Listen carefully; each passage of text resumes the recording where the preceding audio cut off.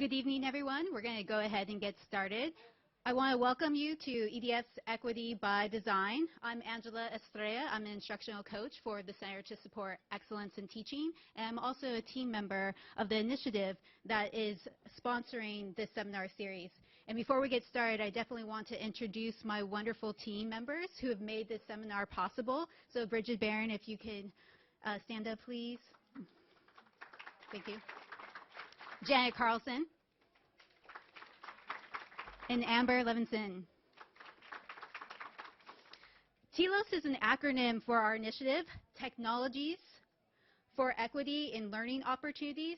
And as my colleague Janet Carlson shared with us last week, the word TELOS best captures the work of this initiative, the intentionality of working towards the end purpose of technology for equity in learning.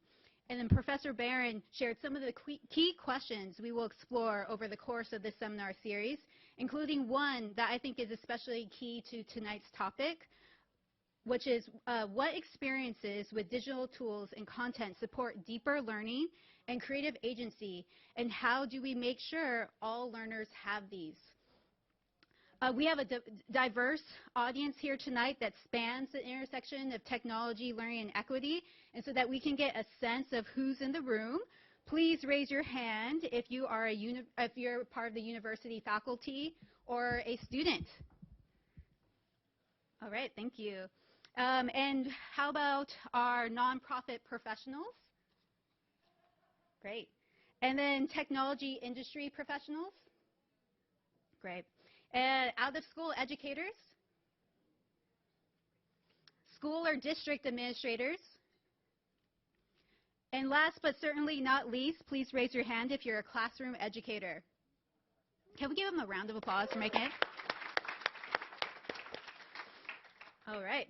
So we encourage you to tweet tonight. Our hashtag is EDF Equity.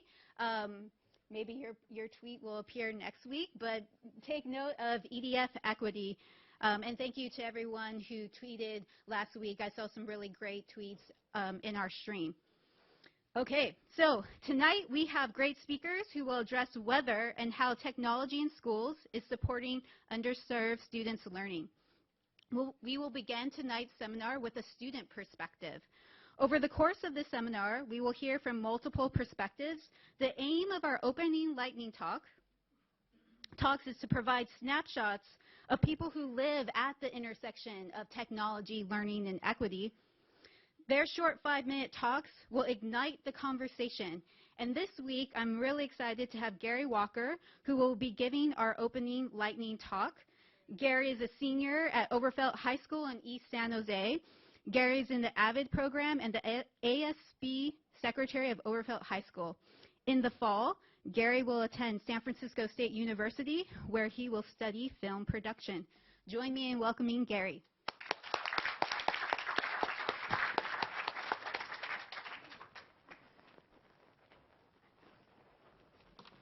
Thank you. Good evening. As I said before, my name is Gary Walker. I am a senior at Overfelt High School. I grew up in the east side of San Jose all my life. And the east side of San Jose is different than most parts because, as you can imagine, we don't have it all. We're underserved, as people may call it. Myself, I can honestly say that I've borne witness to more than any 18-year-old should in their life. I've seen a lot, I've witnessed a lot, but most importantly, I overcame it.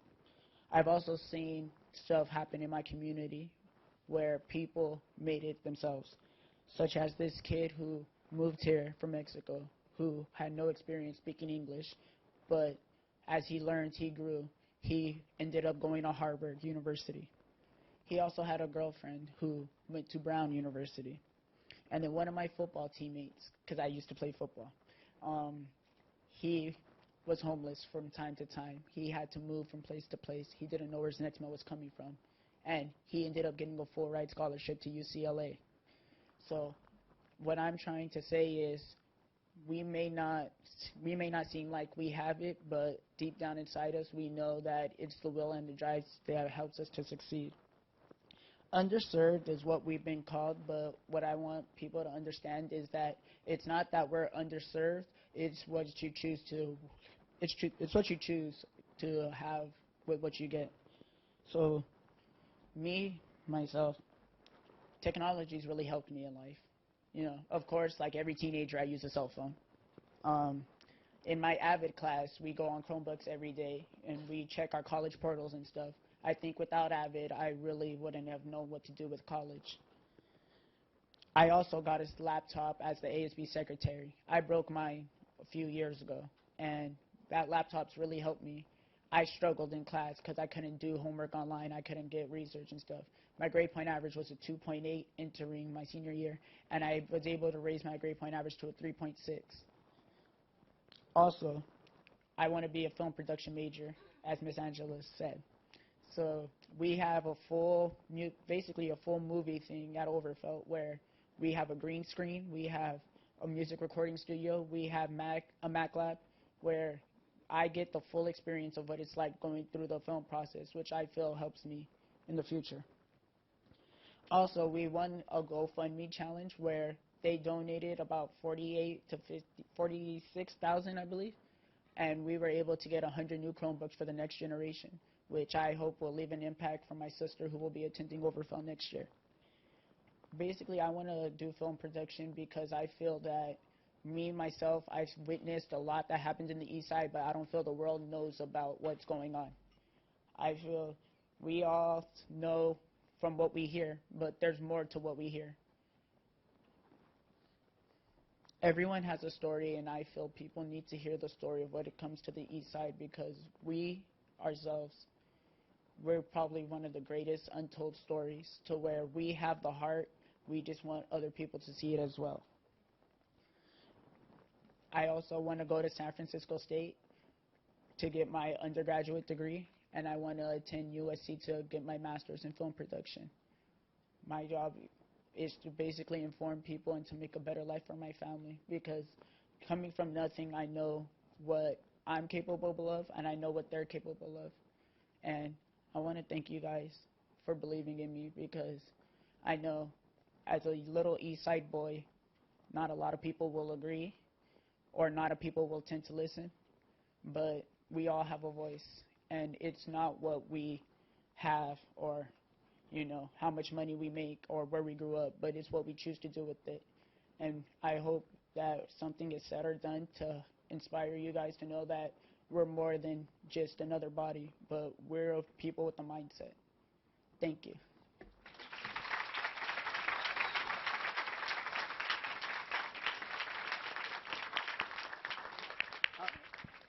Thank you, Gary, for your inspiring lightning talk. You've definitely set the bar for the future lightning talk, so thank you. Now I would like to introduce our panel for tonight. Shelley Goldman is a professor at the Stanford Graduate School of Education. Her work focuses on creating opportunities in rich math learning and understanding how design thinking and technologies can increase access and transform learning. Shelley has been involved in the founding of 3 public schools, and Shelley's works combines research and practice and focuses on bringing design thinking into K-12 teaching and learning, rich mathematics learning, and the design and research of learning technologies. She also leads the Red Lab Research in Education and Design.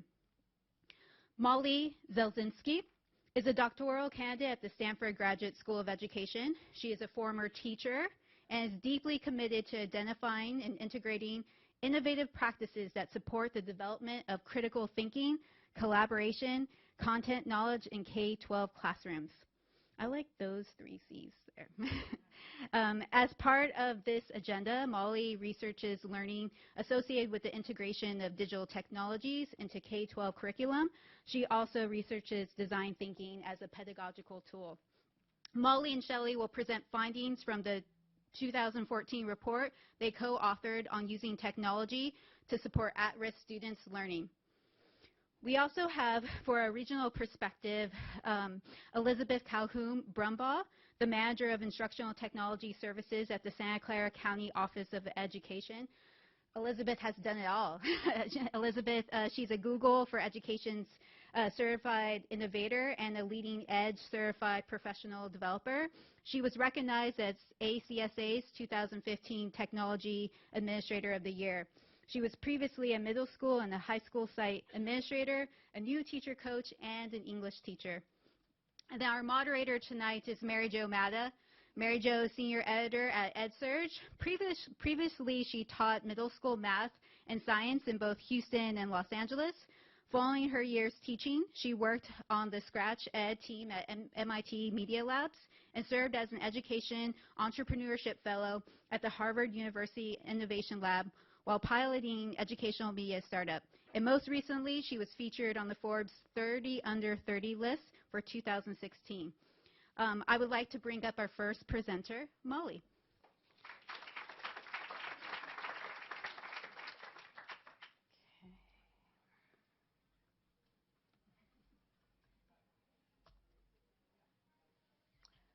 So, I am here to talk to you today a little bit about a report that Shelley and Linda Darling-Hammond and I put together called Beyond the Basics, What a Decade of Ed Research Says About Technology in the Hands of Underserved, Under-Resourced, and Underprepared Students. So, we're all here tonight with a common interest in educational equity. We all know that on nearly every access of education, on nearly every indicator of educational access, including school budget, qualification of teachers, class size, quality of curriculum, number of materials, quantity of computers, on all of these measures and more, low-income students and students of color have less access than their white and more affluent peers. They have less access to fewer resources that are of lower quality. And the sheer volume of students who are cut off from these resources is staggering.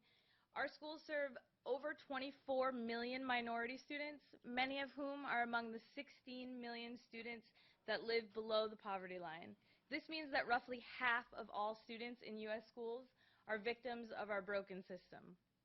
Here, as an example, we see that from low poverty schools, 21% of teachers thought that lack of digital resources was a challenge in their classrooms, and 52% agreed that students had what they need in terms of using technology at home to complete assignments. From high poverty schools, 56% of teachers considered lack of access to technology to be an issue, and only 3% of teachers considered that what students had at their home was enough to complete assignments digitally. So that graph was from 2012. Since then, there have been several changes in our national policy landscape that have set the stage for increased access to technology. In 2012, the National Department of Education and the FCC set a goal to have digital textbooks in the hands of all students by 2017, a feat that would require at least coming close to one-to-one devices for all.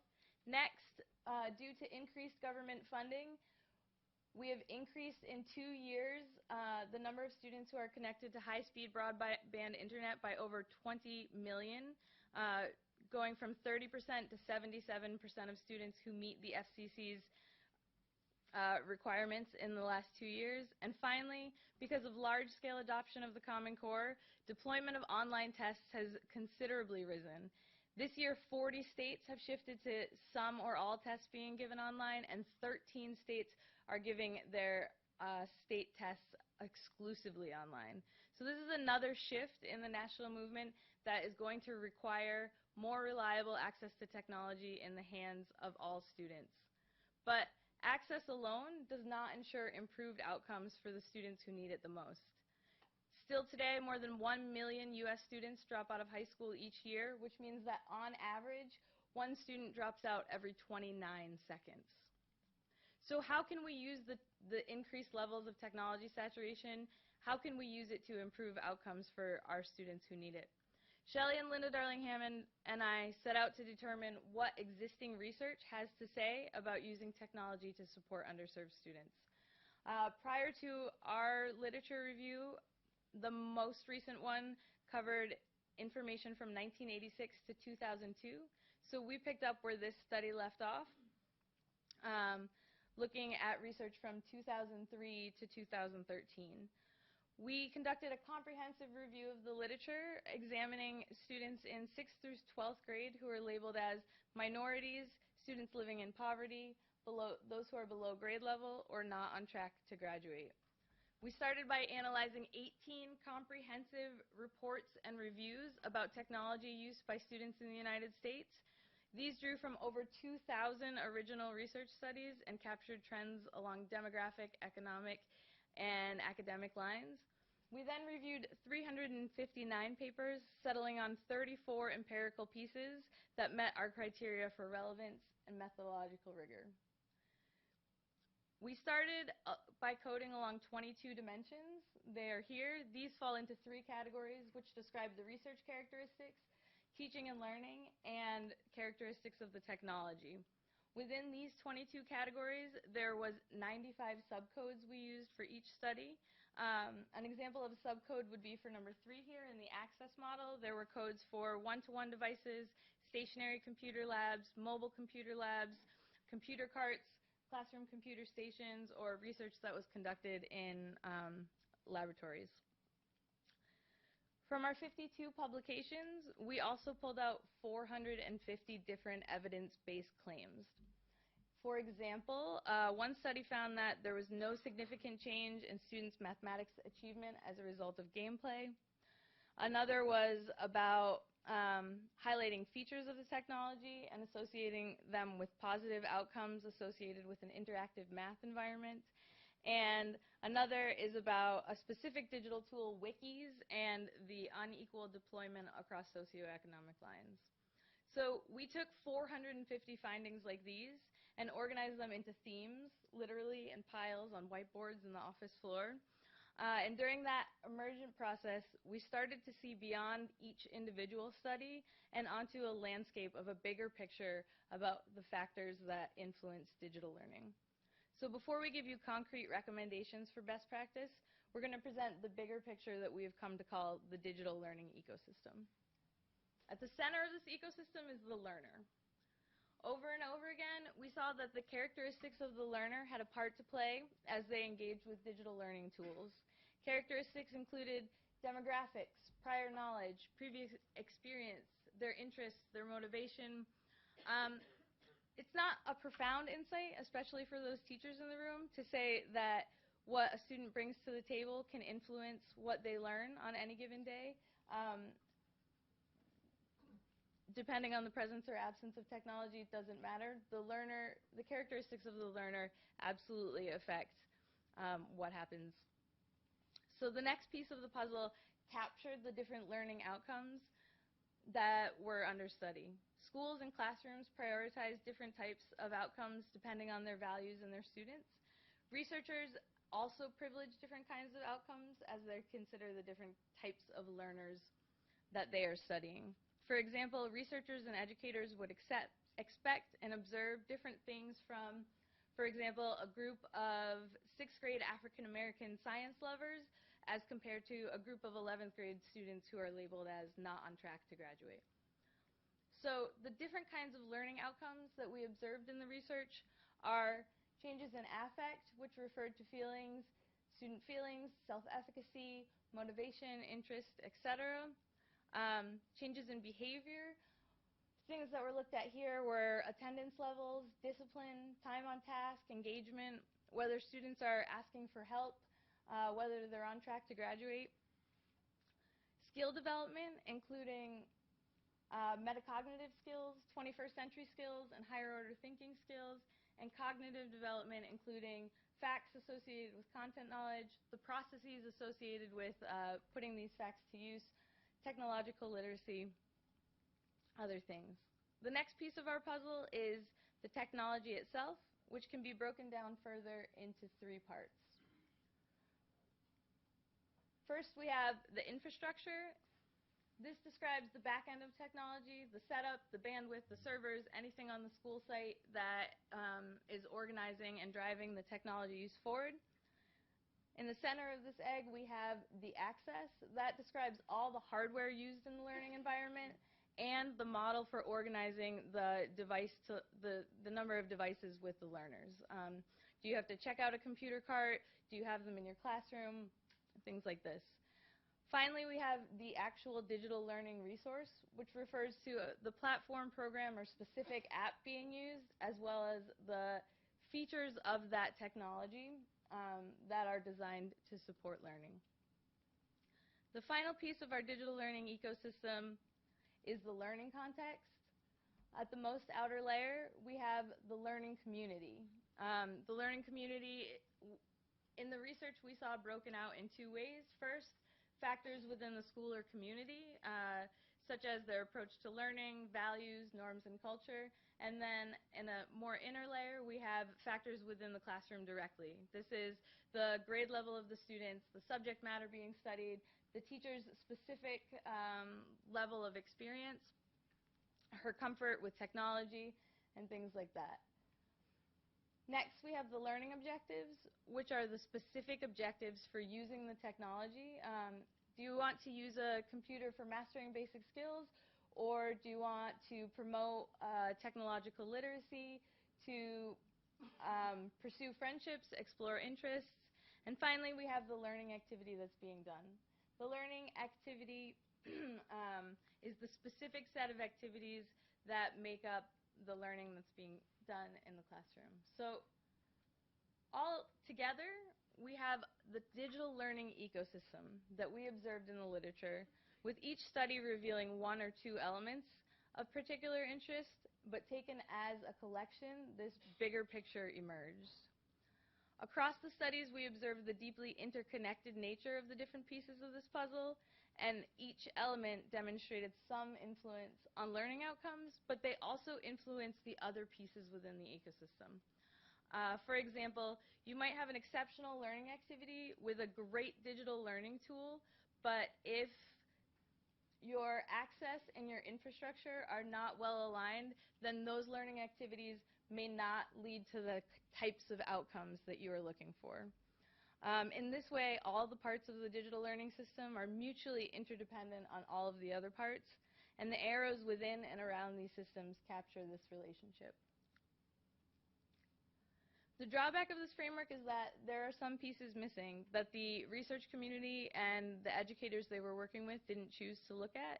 So for example, any given classroom doesn't have one but a number of learners, and every interaction between these learners is another layer of influence on whether or not students are going to arrive at the desired outcomes. Another missing piece is the district and state policy that influence the ecosystem at the school level, which trickle down into the climate at the classroom level.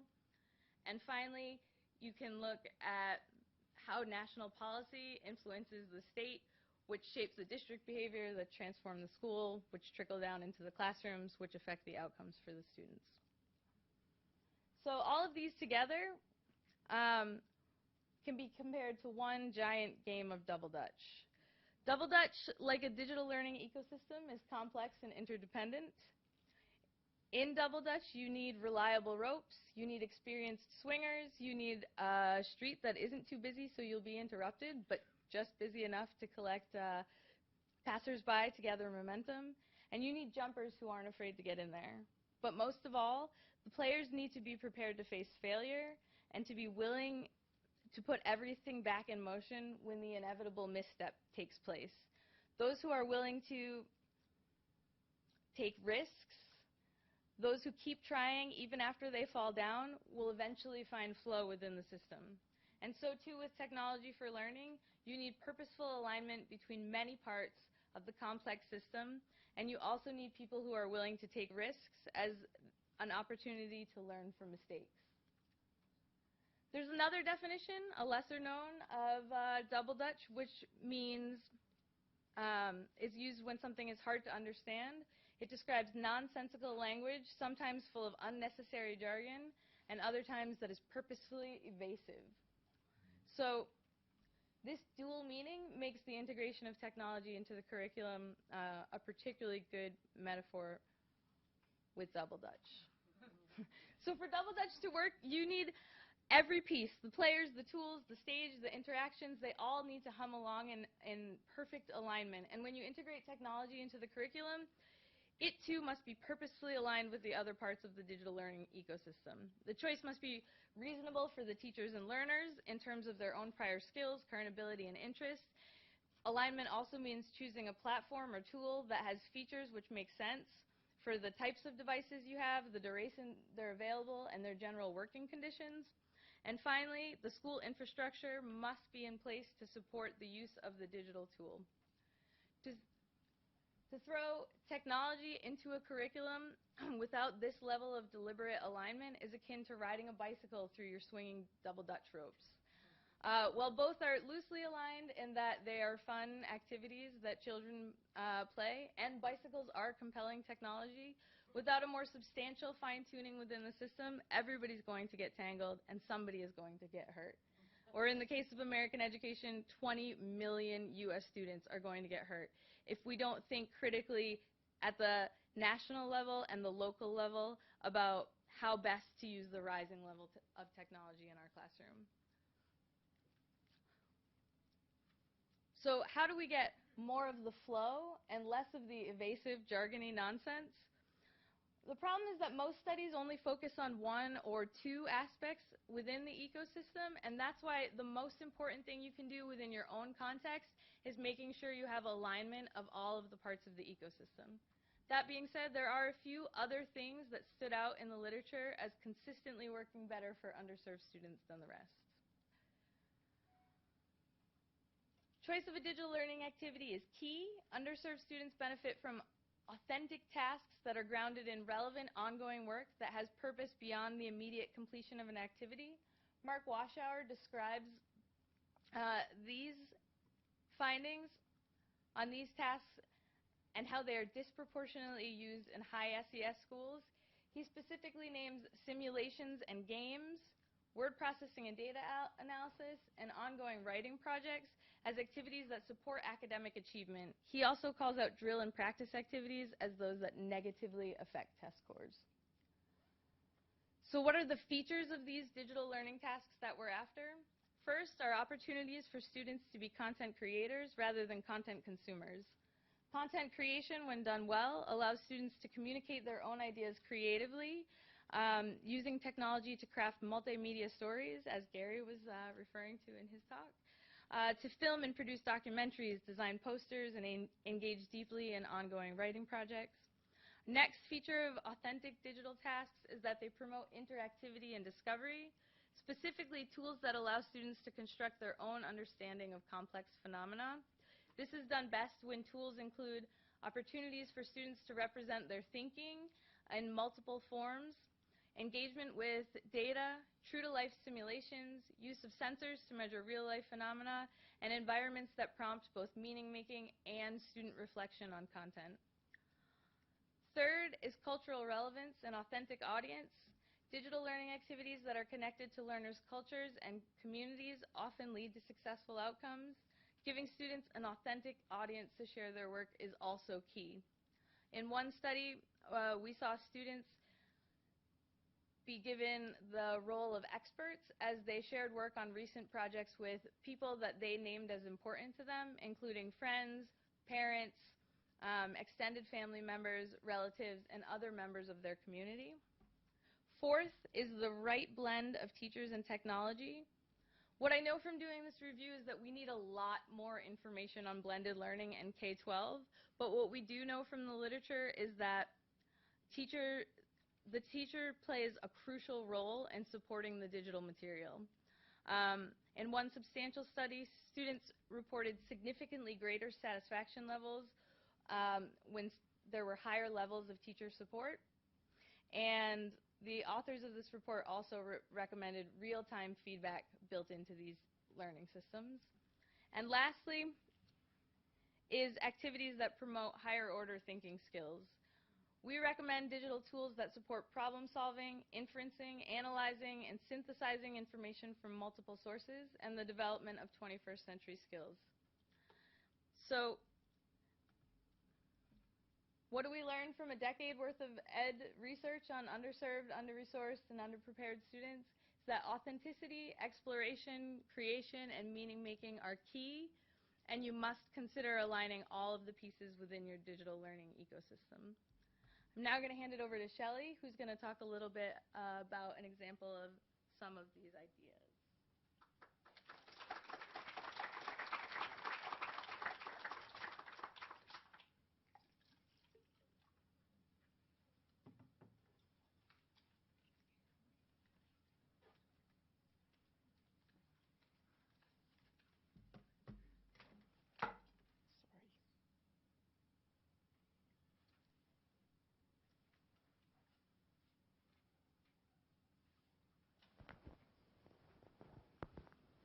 Good evening. Molly did so much work, and I'm really just here to be her cheerleader, once and always. So I'm going to go to the cheerleading part of the talk now, that we heard all those results. I want to tell you a story that represents some of the best practices that might be engaged to bring about transformative learning with technology. The story involves a design thinking challenge that a team of educators and some staff from a biotech company organized in Salt Lake City. One Monday morning, 3 collaborative design teams were presented with a design challenge to transform the meaning of patient comfort for seriously ill patients. They were introduced to the kinds of devices that the biotech company was producing, such as ports and intravenous clamps and things like that. On Wednesday evening, all 3 teams showed their life-size prototypes to their clients. One client, a cancer survivor, was shown a new concept for a chemotherapy center that accommodated patients, relatives, friends, and included a smoothie bar and lessons about cooking during chemo from chefs. Another client, a son who took care of his ailing father, got to try out a portable, programmable, heated shower equipped with wheelchair access, heated floors, walls, and towels. The third client, a hospice caretaker for cancer patients, is presented a hospital room with a high-tech wall for video call messaging, slideshows of family, and a touchscreen patient-readable medical chart and treatment schedule, all controlled from the patient's iPad. All 3 clients were touched by the brilliance of the prototypes, delighted that their concerns as patients and caretakers were listened to so closely, and grateful for how connected the ideas were to their needs. They wanted these ideas to be implemented and thought many others could benefit from them. These design solutions weren't the product of professional medical designers. They were prototypes designed by 3 teams of 9th grade students who were brought together for an intensive challenge over 2.5 school days. These students were identified by their schools as being in danger of failing or dropping out. Many were involved in the AVID program. There's a lot to think about in this story. But I want to call your attention to the fact that students each had technology development in their solutions. The jump for them to integrate technology into their solutions was an easy one. Technology is part of their world and their practices, and an easy go-to for them when imagining how things might be different and better for people.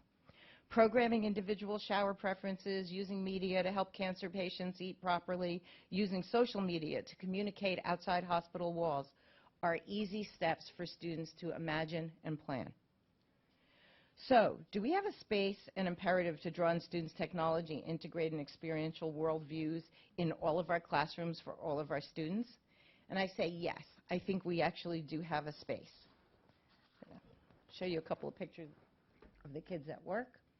That's on the night when they presented their findings. This is Hess's cognitive rigor matrix.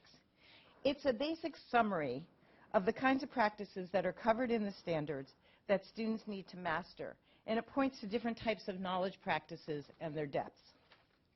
You can see it covers in level 1, it covers practices such as recall of facts, check, detect inconsistencies. A look at the far columns, columns 3 and 4, takes you to a different place where you're asked to draw and justify conclusions, design investigations and conduct them, design a model to transform and solve a real-world problem or a complex or abstract situation. The knowledge and skills, these are all derived from the Common Core standards, by the way, everything that's on this chart. The knowledge, skills, and practices in the Biotech Challenge are certainly on the agenda, as are the assessments.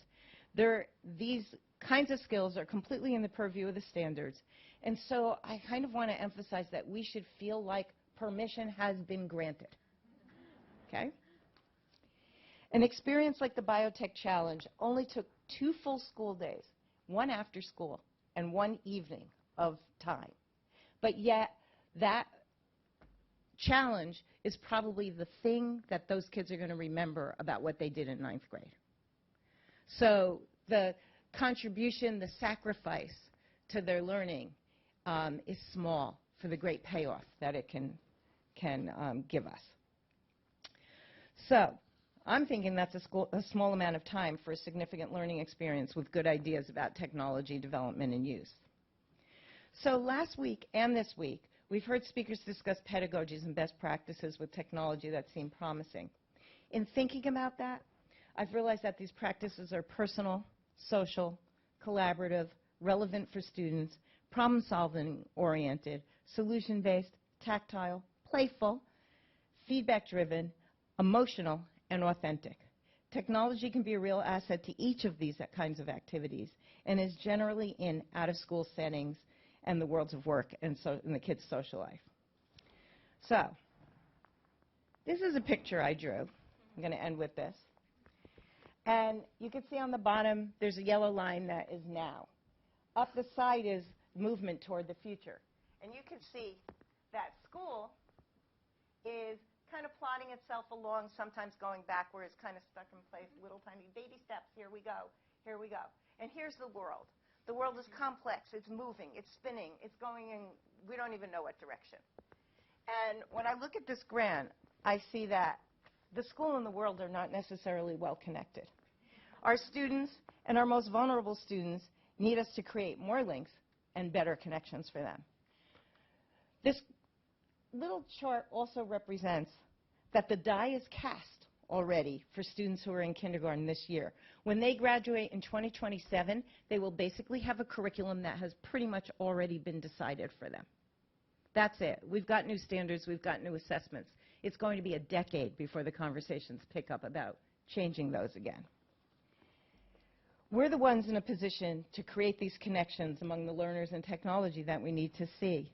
So I'm thinking we should all start learning to play double dutch, or at least trying, and engage children in teaching and learning experiments that reach across all those divides right now.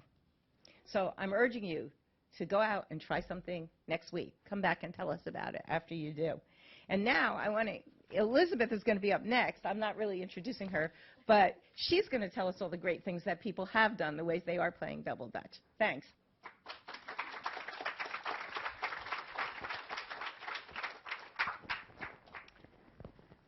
Thank you. These are hard acts to follow, I'm telling you.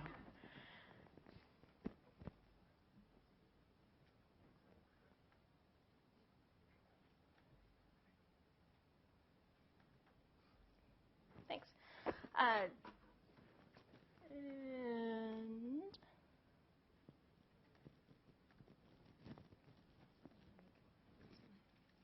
display.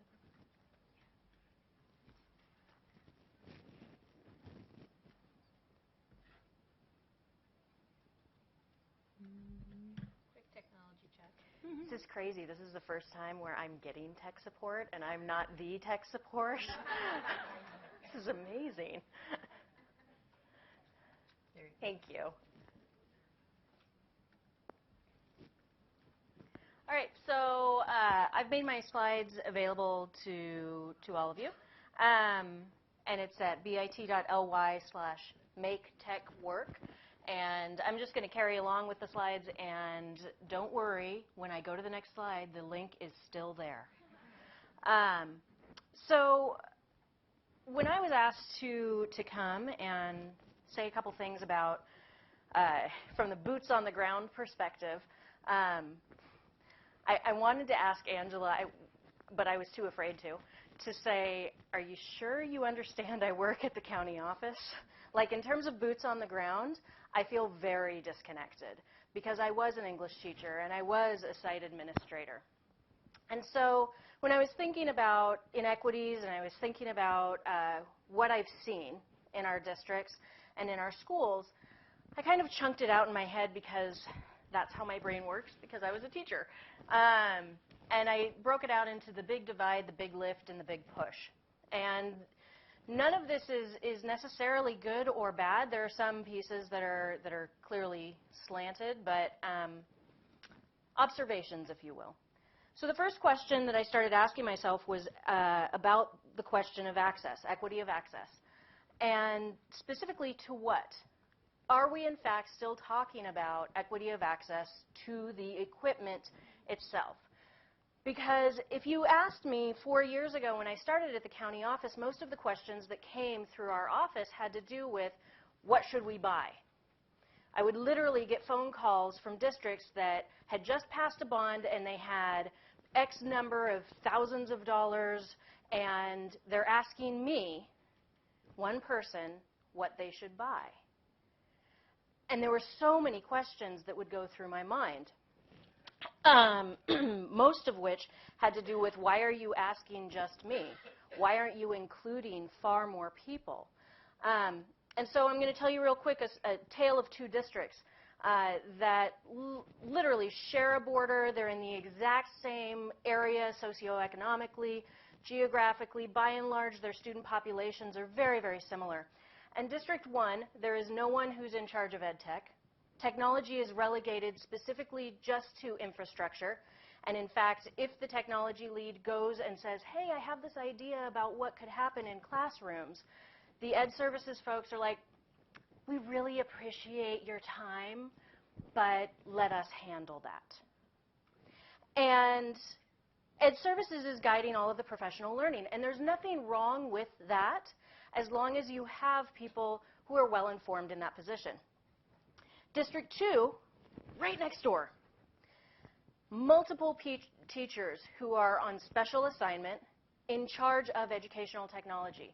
They are practicing job-embedded professional learning, and that district regularly hosts professional learning opportunities for every single one of their teachers that combine both best practices from the classroom and what's happening in and around their district, as well as national speakers. Like, they're just raking in these amazing national speakers, and it's mind-blowing. And they're sharing as much as they can with their neighbor district, but remember, neighbor district is like, no, we got this. We got this. We don't need anybody's help. So we provide support to both of these districts as well as 29 other districts. We serve, in essence, about 300,000 students, and there are 4 people to provide and supplement this professional learning for these districts. And so one might ask, why am I talking about professional learning? I thought we were here talking about underserved students. And it comes back to my thought, my question about equity of access to what exactly? Because when I think about what the questions initially were about what kinds of devices we should buy, and I would always start with, well, what are your learning goals? What do you want? What's your vision for the school? What's your vision for the district? And where are you headed? Okay, you don't have a 5-year plan. Great. How about a 3-year plan? All right, cool. How about 1? Do you know what you're doing in the next year? Well, we think we're working on math. We have a math adoption. Okay. So the more I dug into it, the more I was like, okay, so what is the access for students today? Just last week, the FCC modernized their Lifeline project for the digital age. They are now increasing the subsidy provided for low-income households to $9.25 that they will provide for broadband access.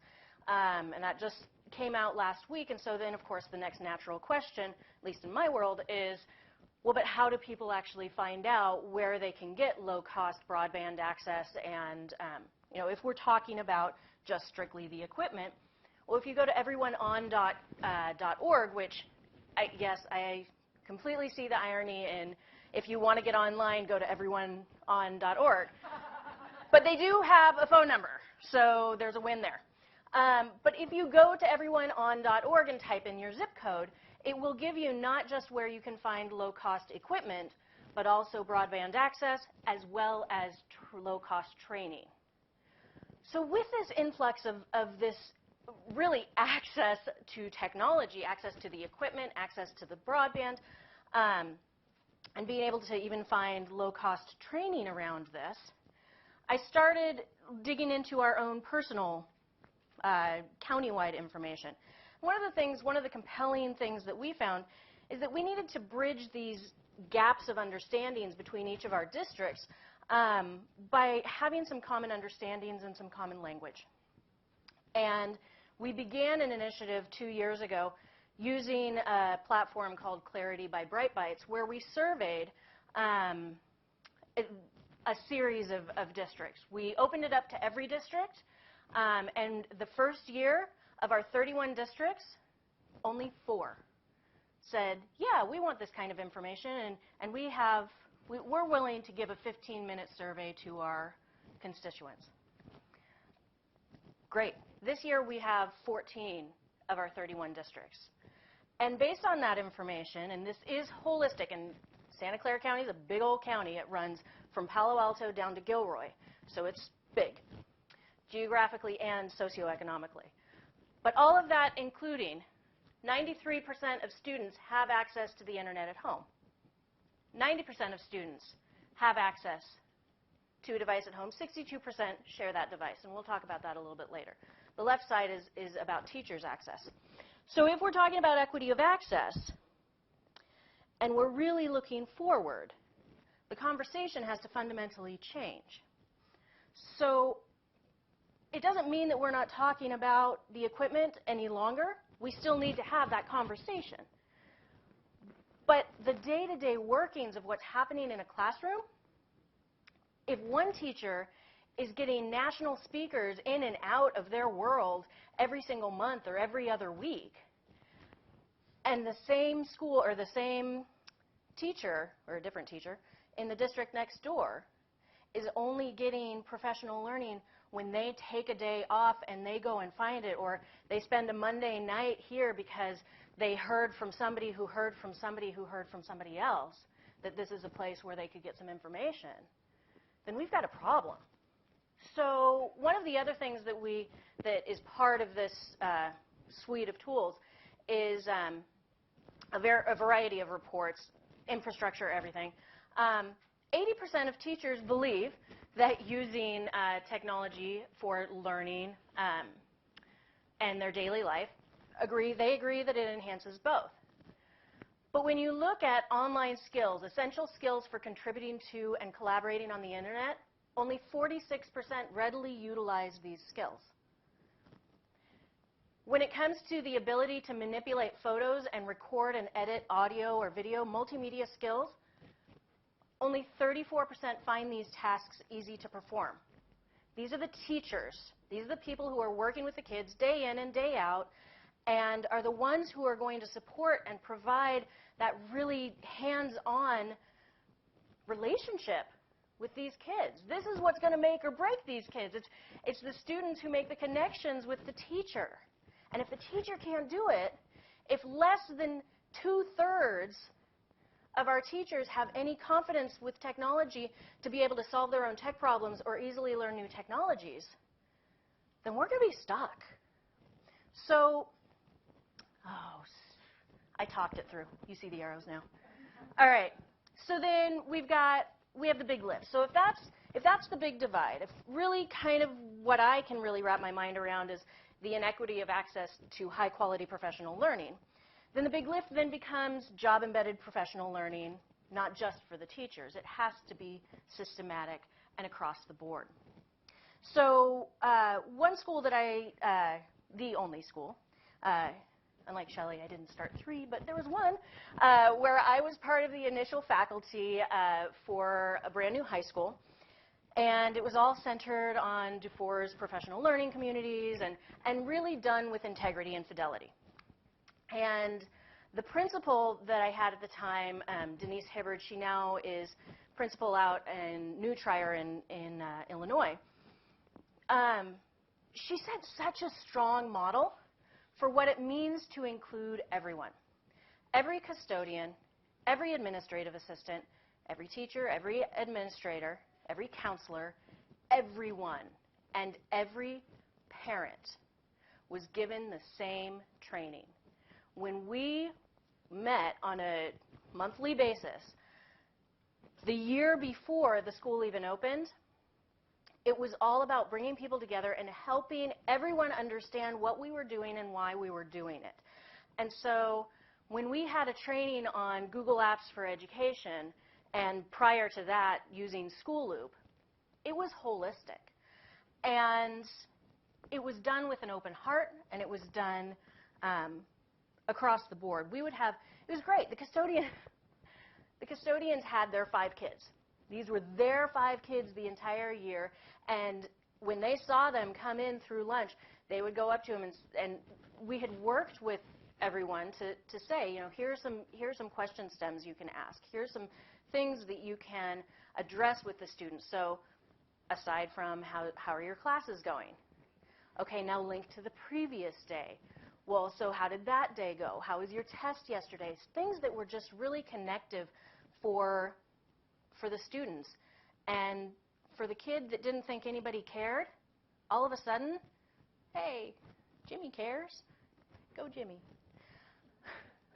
So what I'm seeing a lot of now is instead of a focus on anecdotal bright spots, what I'm seeing is more and more schools and districts doing whole studies, whole group book studies.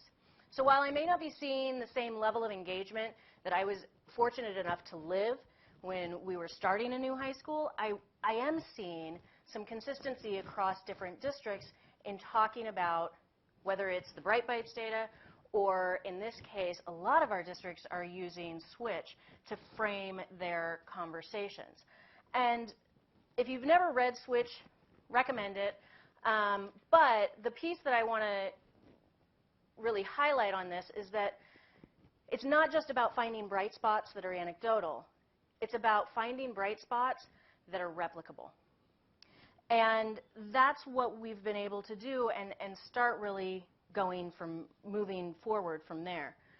And one of the great bright spots that is in fact replicable has to do with systematic comprehensive leadership, with CTOs, Chief Technology Officers, at the cabinet level. So like, woo, I have statistics too. Not nearly as well vetted or, and it's kind of a sad chart because it's 1/3, 1/3, 1/3. But it's what it was, so it is what it is. And a couple years ago, SETPA, which is the California Educational Technology Professionals Association, did a survey of their of lead technology officers. And what they found is that 1/3 of them reported to the superintendent, 1/3 of them reported to business services, and 1/3 of them reported either to maintenance or educational services. So let's think about that just for a second. You have a business, somebody who's in charge of business. That generally means that they're in charge of all the fiscal responsibility as well as all of the human resources issues. And you have someone who's in charge of technology, and whether it lives or dies, whether it's up or down, and how we are effectively using it in the classroom. And they have to be evaluated by somebody whose expertise is in human resources and fiscal management.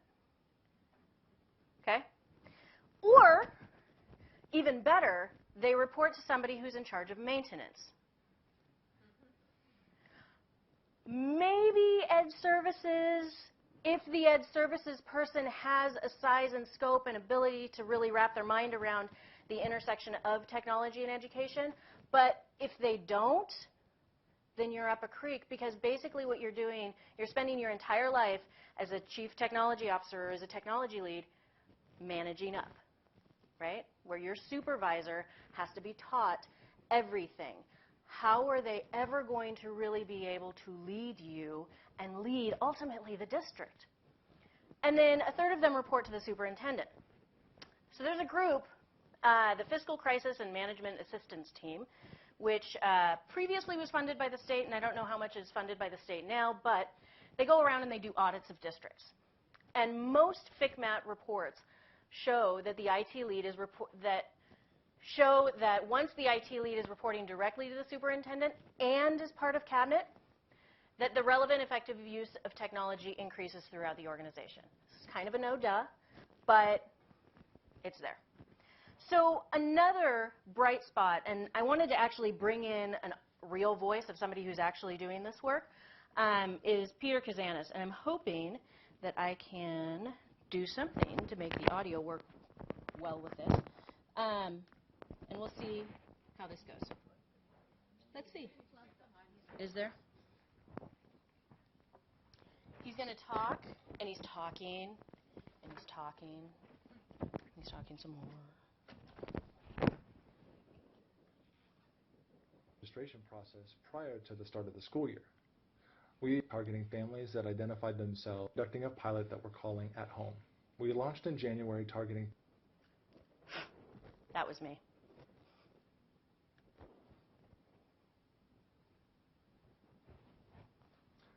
In my district, we're conducting a pilot that we're calling At Home.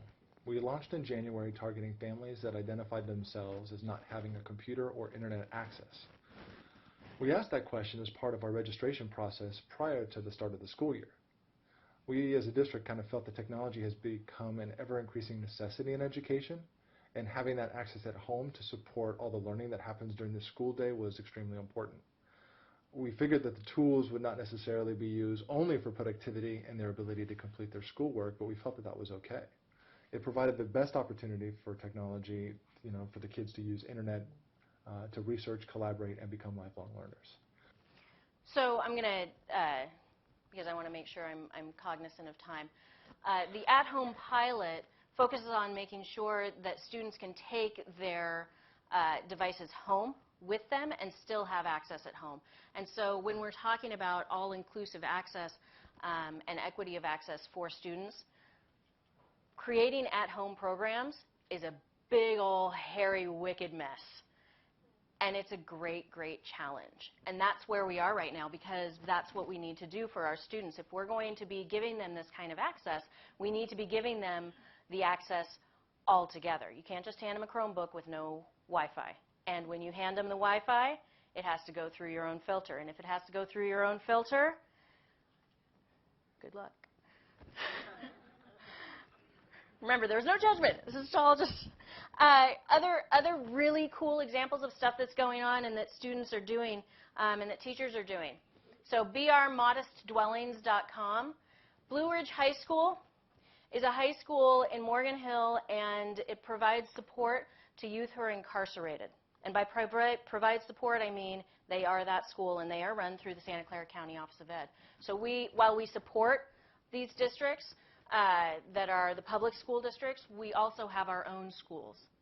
And incarcerated youth are included in those schools. And they have created a website where they're creating a tiny house. And you want to talk about an authentic task. They're taking this tiny house. They created small models, and you can go on their website and see all sorts of cool stuff. They created small models, and now they have the big trailer, and they're building up, I think, the right wall now, so you can see all of the pictures and everything that they're working on. They are so owning this. They love it, they're enjoying it, and they're engaged in it. And then last but not least, of really phenomenal, crazy, mind-blowing, awesome ideas, the Guatemala Mobile Library Bus. If you go to wonderment.com, this is great for anybody, but really, really great for classroom teachers. It's a place for students and teachers to do a world of good, is their tagline. But what they did was that they leveraged the network across their network across the world to help brainstorm ideas about how to get a library across Guatemala. The bus was created in California, driven down to Guatemala. There's a great, great video on here. If you have the slides and you click on the picture itself, it'll take you directly to the video. So with that, what are students really doing to support underserved students? They're focusing on the inequities in professional learning. They're reallocating resources to support the people, not just the equipment. They're providing high-quality support for all members of the school community. And they're actively recruiting, retaining, and honoring the complex role of K-12 educational technology leadership. So with that, that's all I got. So thank you.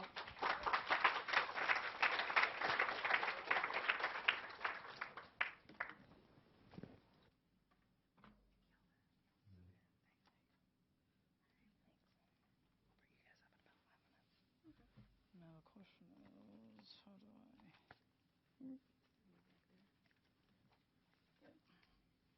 Hello. Hello. Hello. Can you hear me? Yeah, cool. Thank you. Ooh, that's an interesting statement. Hi, my name is Mary Jo Matta. I am a senior editor at EdSurge. Who in here reads EdSurge? I love you guys. Fabulous. That's a great way to start. So first off, I think we just should give a real quick round of applause to the three amazing women that were just up here. I mean, that was just incredible. I can't say that I'm necessarily going to give you as numbers-based information as Molly and Shelley did, and I certainly can't give you as much on-the-ground information as Elizabeth did, but I'm hoping to give you a little bit of a slightly different perspective as an observer. There's been a movement recently in the journalism world called solutions-oriented journalism, and before I bring the panelists up, I just want to give you a couple of things to think about as we're going through the Q&A with the panelists. As you, as educators, nonprofit leaders, edtech entrepreneurs, think about how you can change your practice to help answer some of the questions that have been brought up today. And speaking of questions, so I have an interesting outlook on technology. I decided at one point that being a journalist is great because you get to consider a lot of data and a lot of stories. But that's not always what makes the most impact in people's lives. And taking a really strong stance as to why technology is widening the opportunity gap was my first opportunity to really write an op-ed for EdSurge. But the problem was I recognized that in the world of technology, it's not just about the technology itself. It's also about the way that it's implemented. And part of this is because of the fact that when I was at EduCon, which is a small conference in Philly, but one of the world's best-kept secrets when it comes to education conferences, I was listening to Helen Jim speak. She's on the Philadelphia City Council. The product of two immigrant parents, and works with a lot of immigrant students in schools. And she had a very interesting thing that she said during a panel she was on, where she said she thinks it's weird when kids are criminalized when it comes to tech. Why are we punishing kids in the classroom when it feels so natural to them to have these cell phones, these devices in the classroom? The article that ended up coming out of the conversations that I had with her and a number of other people at EduCon, Teach for America's 25th Anniversary Summit, and some of my own practices, really had to do with when the technology gets into schools, what happens? I'm sure many of you read the Los Angeles Unified School District's iPad debacle coverage, and I see that Molly is shaking her head. Yes, that rings a bell.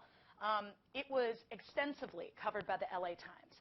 But what you didn't hear the story about was what was the aftermath, what actually happened after things went downhill. Because like Molly said before, failure is a piece of the puzzle. Now, as with all things, I try to think of my students when I go through this process, because I taught in both a low-income community and in middle and high-income communities. So I saw it from all perspectives. And as a result, I can tell you that really, when it comes down to implementation, you have to draw direct lines between the problems and the solutions. You'll see a lot of times in journalism that people love complaining about the problems because it's easy. Everybody went to school. Everybody thinks they're an expert. Raise your hand if you've ever experienced this in your own practice. It's kind of sad, but also true. And part of the problem is that a lot of times we don't consider all the different stakeholders in those solutions. You have students, you have teachers, you have administrators, you have parents, you have the people designing the products, you have the IT administrators. You have a lot of different things to consider. And in going through all these different issues, I pulled out 5 specifically. And I'd like to share with you a couple of those solutions just to give you an idea of what you might want to think about when you think about what could solve some of these problems that you may be having in your own districts and schools. Why are we punishing kids for using technology that feels natural to them? Why aren't we allowing them instead to lead their own digital citizenship workshops in their districts? Why are we not allowing them to both teach themselves and teach each other about what it means to be a responsible consumer of education and technology? When we give teachers in low-income districts technology, we often fail to train them. Elizabeth brought this up in spades. Well, why don't we actually do like RUSD did down in Riverside, California? They polled teachers and they said, we are going to let you control the professional development from now on. But in response, you will be the teachers. Tell us what you want, and we will let you teach each other, sort of like the EdCamp model. Why do we give low-income students technology but fail to give them freedom or creative spaces in which to use them? We don't let them take it home. We lock it up at the end of the day. Why are students not able to get free access to the internet? They're getting it outside of school. Why aren't we giving them that in school? Here's a possible solution. All right? You may want to have very specific ways in which they're encountering different types of technology and thinking about how to use them properly. Google CS First was an initiative that came out about 1.5 years ago to teach students computing skills. But it's free, it's mentor-based, and it's happening all over the world.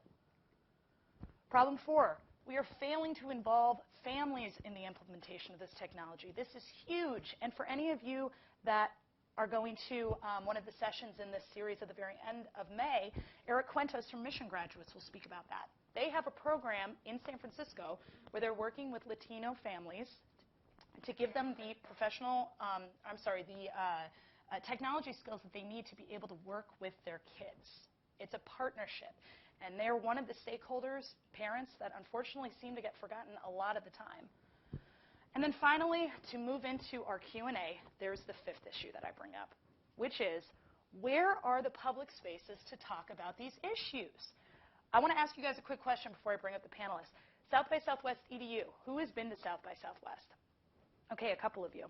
South by Southwest launched a new string this year of panels called Technology and Equity. I have a quick question for you. There were 350 panels that took place. How many of those do you think had to do with the equity piece? Well, it's bigger than one, but that was a good one. Anyone else? Throw out a couple numbers. 10? 50? 350? Nobody wants to go with that? All right, it was 8. 2% of the entire conference was about technology and equity. That is an issue, because that also means that people weren't applying to talk about these things at the conference. Now, I'm going to bring up the experts in a second, but I want you guys to think about this from both a problem and a solution-oriented mindset. You can't have one without the other. They just don't work. And so this is going to be really awkward, but I'd like to ask each of the 3 panelists to roll themselves up here. And while they're doing this, I just want to go ahead and call attention to the fact that what we're going to do is I'm going to do approximately 10 minutes of Q&A, but then I encourage you to ask your own questions if you have something that you want answered. Put it on Twitter with #EquityByDesign, and I'm going to be tracking the feed to see which of the questions is getting favorited the most. Those are the ones that are going to pop up. All right? All right, ladies. You guys ready? Oh, yes, good. Gary. Ladies and Gary. Gary, I'm sorry.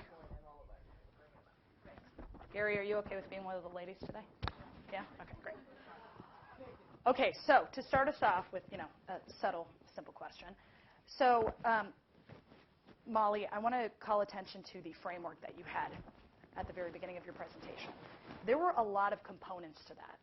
And at one point, you were speaking to the fact that, when a couple components aren't doing so well, it affects the rest of the ecosystem. So let me ask you this. Which of those components seem to be the most impactful when they are and are not there in an educational setting? So I think in part because we were reviewing literature from 2003 to Can you guys hear her? 2013. You want to turn on? You guys might want to turn on your mics just in case. Is that better?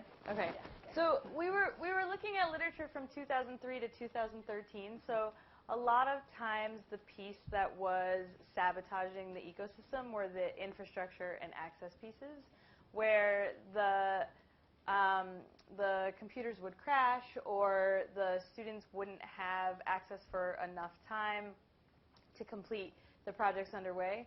Another piece that we saw crop up pretty frequently was teacher professional development and their ability to use the technologies that were under study. That being said, a lot of times there's not a report on the whole infrastructure, and so you don't see the pieces. You don't necessarily see the piece that was missing, only the piece that said, so this technology is not successful for these students. And that is in part why, looking system-wide within your own local context is something that I would recommend, because it's hard without that being reported in the literature to draw overall conclusions about which ones are most often doing the sabotaging. Well, I also, so in listening to you, there are a lot of stakeholders involved in all of those different areas. And this is really a question for all of you, which is the problem that there's not a common language amongst all of these individuals, or are some stakeholders getting brought into these tech conversations more than others? Yes. I think that it is that there's a lack of common language and common understanding. I mean, we can't just we can't just say that it's just the lack of common language.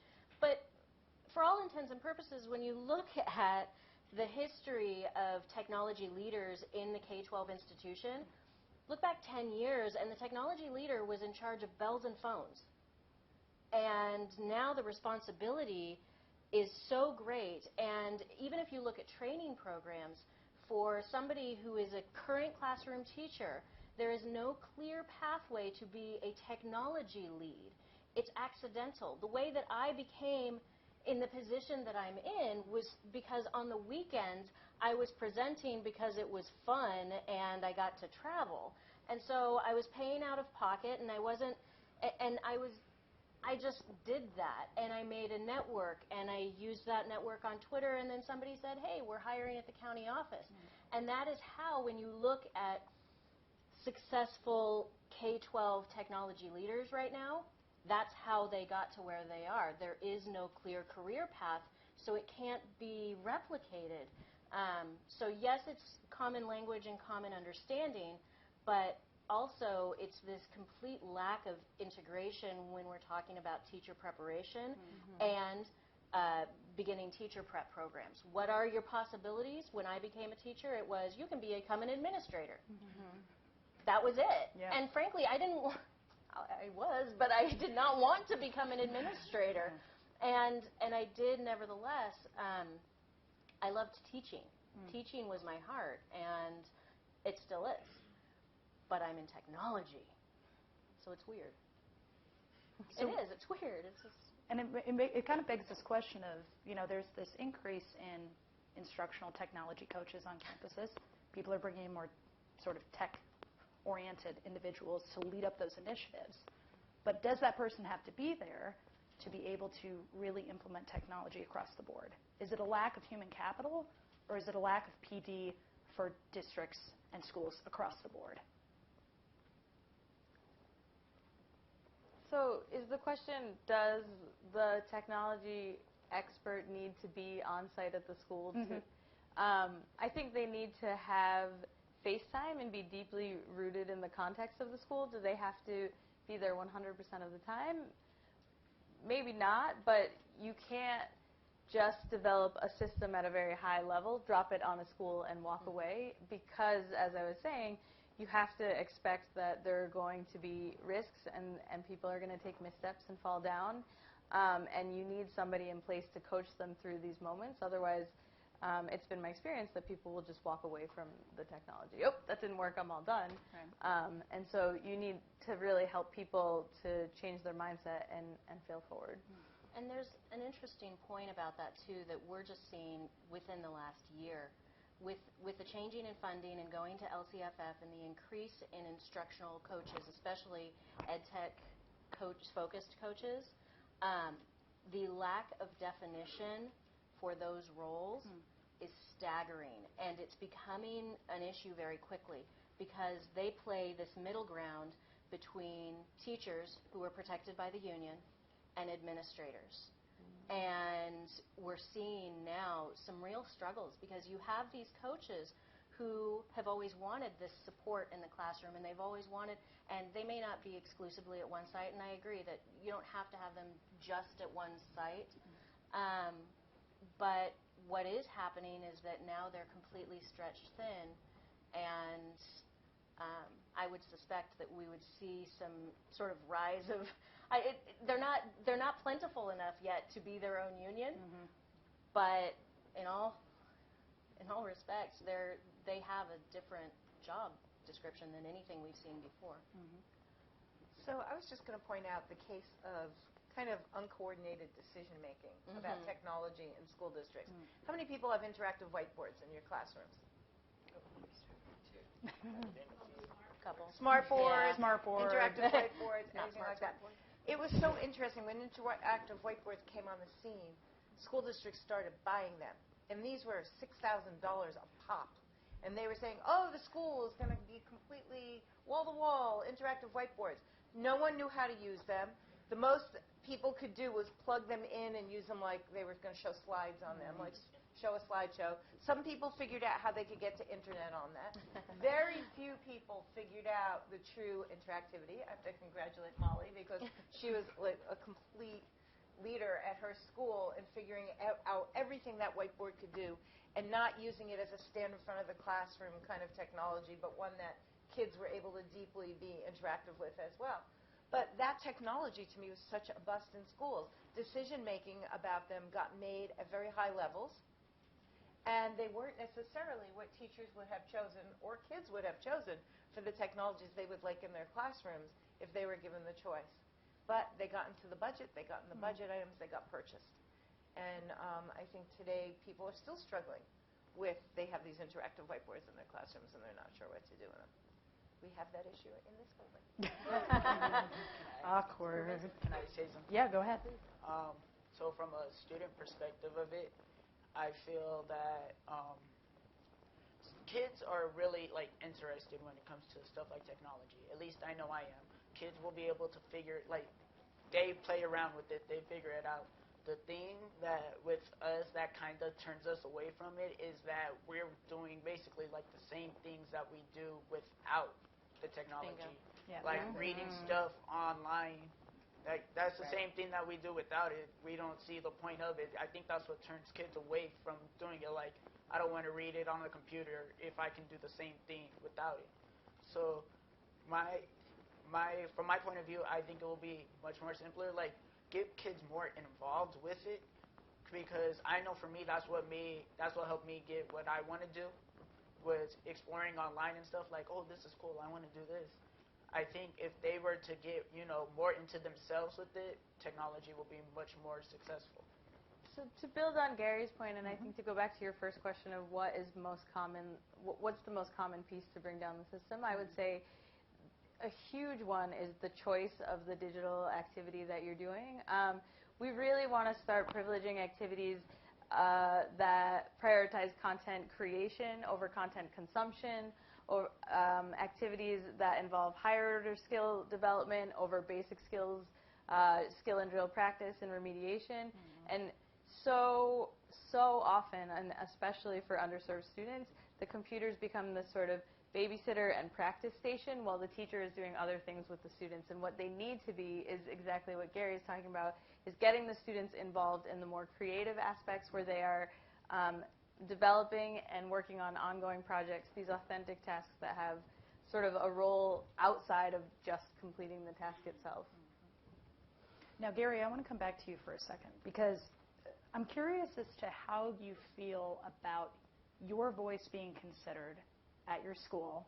I think one of your administrators is here, right? We're just going to pretend like she's not here, so just ignore her for a second. Do you feel like your voice is considered when it comes to technology in the classroom? Well, at our school, we get these announcements where they're like, oh, come vote to get, more technology and stuff inside the classroom. But I'm a kid, I'm like, why? What's the point of it? Like, I don't understand the full concept of why I need it that much. And I think I could speak for most of the kids in their school, because I don't think they go either, that we don't know why it's important to us or why it's worth our time to go and say, oh, we need it in the classroom.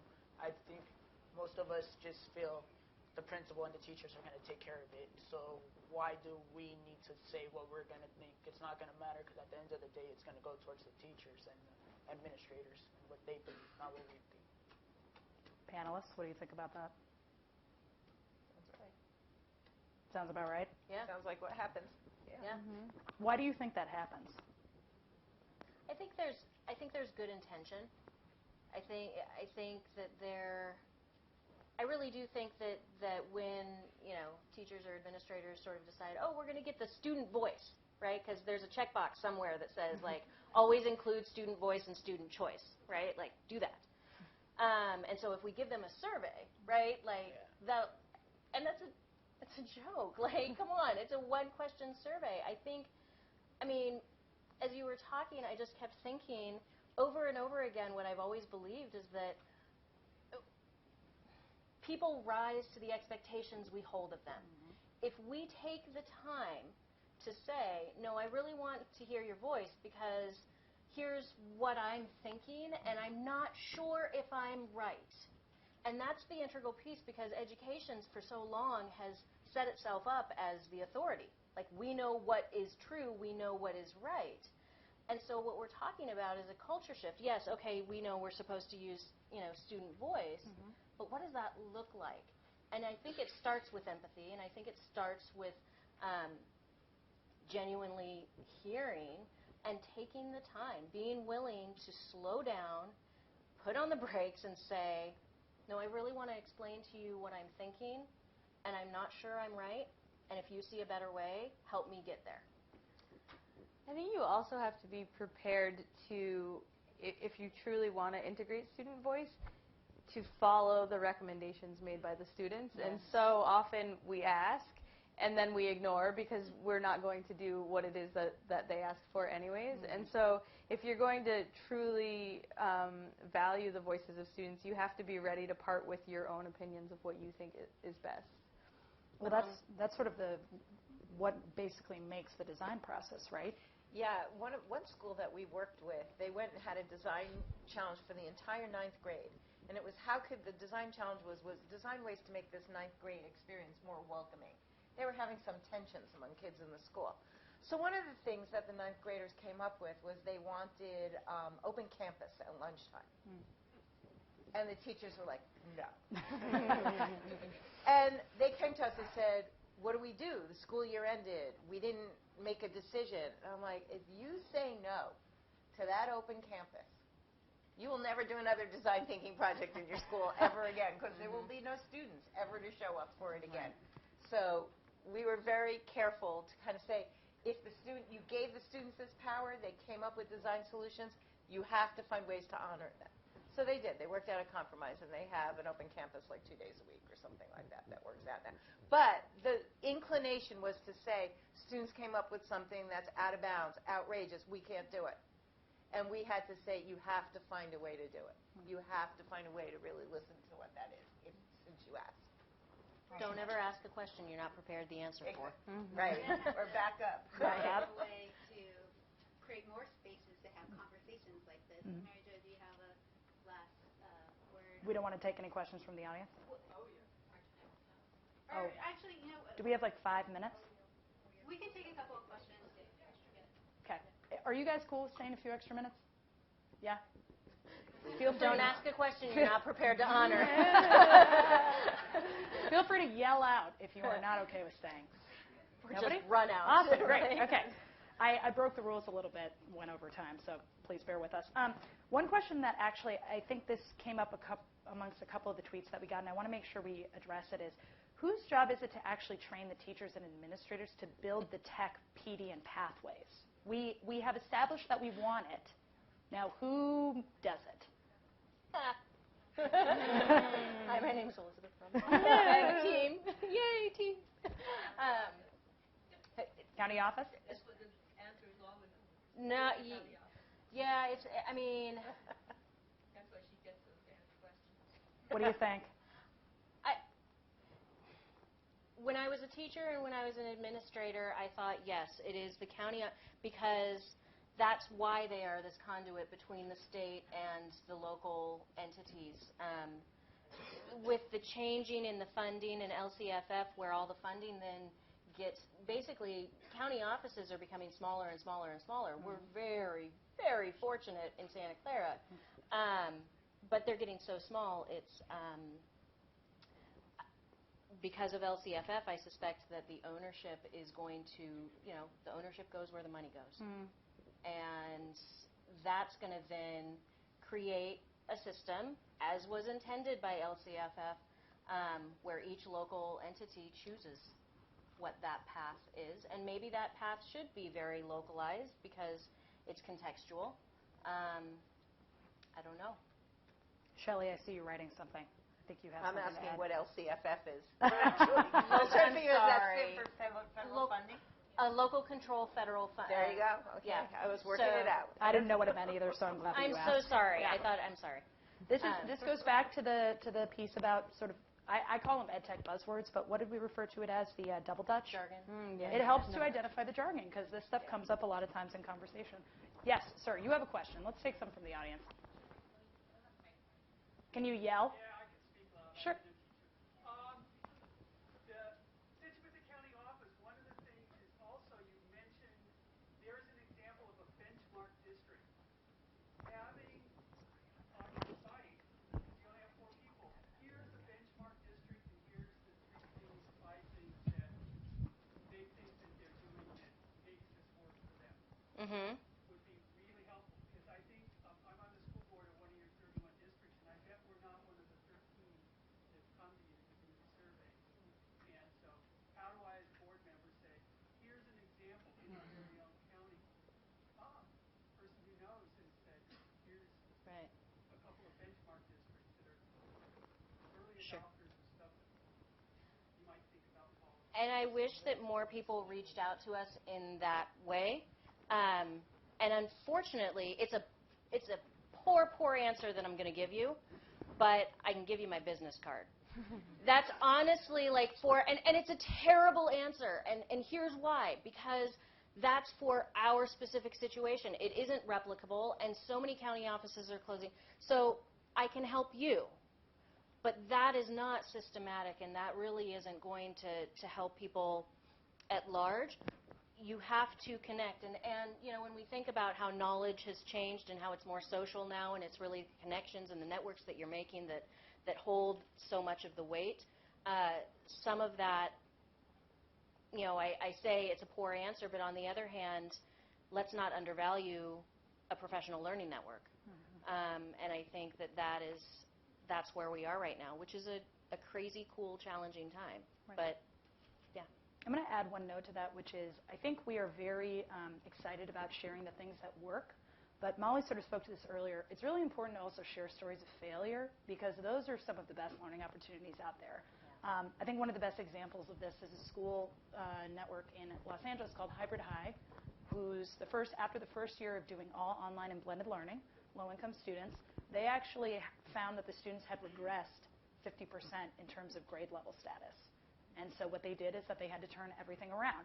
But that was a story that we wrote about on EdSurge, and luckily other districts were able to connect with them and say, how do we avoid what happened? And those are the types of things that unfortunately don't get shared enough. So, okay, we'll take one more question. Yes? I want to make a comment to Gary, and I want to thank you for being here tonight and tell you that you make me proud. And at a time when our country's struggling for who we are as a nation, you give me hope. And so I encourage you, as you tell the story of your community, don't just tell the stories of pain and the negative stories. Train your eye to talk about the wisdom and the good things in the community as well. But I'm looking for your name in the future. Okay, we will. Yeah, there you go. Does somebody have one more question? You had a question, ma'am. It's the trickle-down effect. We got the technology. We all want technology. The school district says we have it. But like you were saying about the technicians, we really don't have. I mean, we've got teachers 90% of our teachers are having troubles with their phones, batteries going out on their laptops that are being given. We're actually giving all the tests are now done with Chromebooks or with computers. So I saw today they brought in a whole bunch of Chromebooks, which they've got to now get them all programmed and ready to go. And,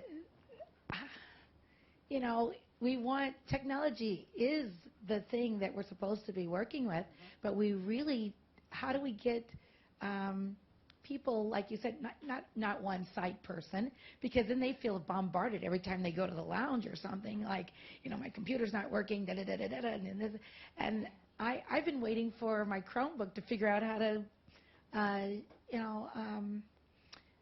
hook it up to a printer. How do you print off a Chromebook? The other thing is, been waiting for a laptop to get a battery in it. The technicians, we have 4 people that service our whole school district, Santa Clara.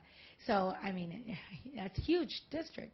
And so how can we get it out that the people that are probably sitting around thinking there's no jobs for them in the tech world, that they could be in our schools, that they could be our tech experts, they could be the people that could be on site.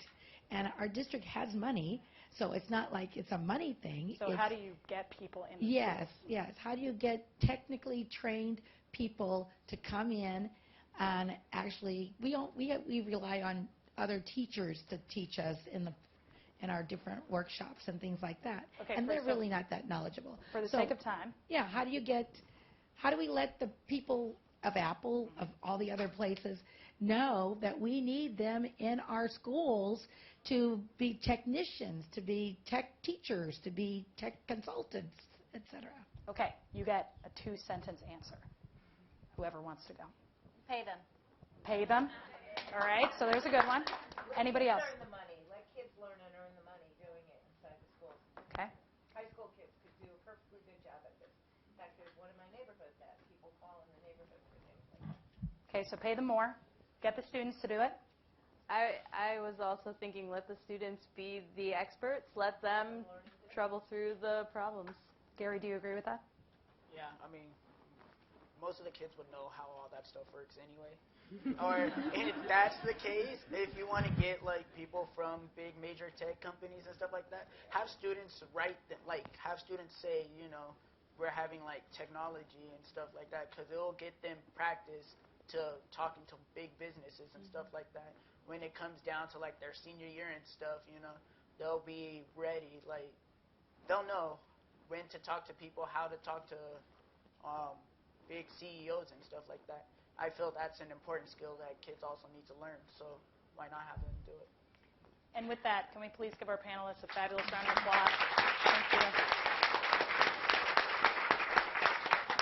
Appreciate you guys sticking around. Thank you so much. I think we're all going to be hanging out for a little while after this. We are, and Yep. then don't leave just quite yet, because a couple announcements I have. First, again, let's give everyone and thank you. You gave us much to think about, and Mary Jo, you had this great question of where do we create these spaces to have these conversations? Well, you ask, and we are going to create those spaces here tonight. So this week, we invite you to continue the conversation by participating in one of our campfire chats that we have at these round tables out here. A campfire chat is a small group discussion on a common topic of interest that's related to the theme's topic. So many of the issues that were brought up here today about content creation, access to devices at home, professional learning, we'll have a table where you can join the conversation. So this is made possible tonight by we have our wonderful facilitators. Facilitators, can I get you to stand really quickly so you can see their faces? All right, thank you very much. And so we also, we're going to take a break. You know, there's food out there for you. So take a stretch break, grab some food, and I invite you to sit at the table. Before you leave, we have an exit ticket. The exit ticket's your ticket to refreshments. It's bit.ly at EDF Equity.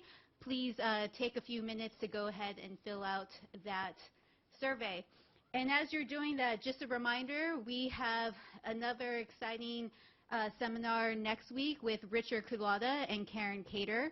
If you haven't done so already, I encourage you to register online. You can register at edfequity.stanford.edu. So I'm going to give you a second to capture that link, and then I'll put up our campfire chats, a picture of them in a second.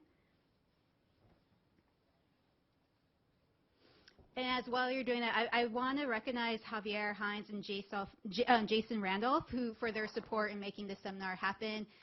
Let's give them a round of applause. Thank you very much. And then I want to thank you for coming. I look forward to participating in a campfire chat this evening and seeing you at the next EDF Equity by Design. Thank you.